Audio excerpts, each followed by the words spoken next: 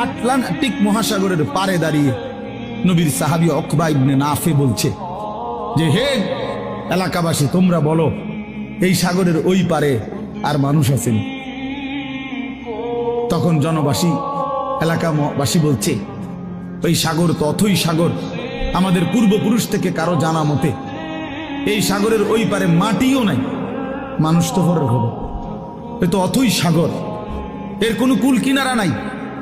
হযরত উকবা ইবনে নাফে 22 বছর বয়স্ক সাহাবী, পুরো আফ্রিকা বিজয় করে এই আটলান্টিক মহাসাগরের পারে দাঁড়িয়ে নিজের ঘোড়ার 2 পাও ভিজাইছে, ঘোড়ার পাও সাগরের পানিতে ভিজাইয়া এরপরে আল্লাহকে বলছে, আল্লাহ তোমার বান্দারা সাক্ষী দিছে সাগরের ওই পারে নাকি কোনো মানুষ নাই, এই জন্য আমি থেমে গেলাম।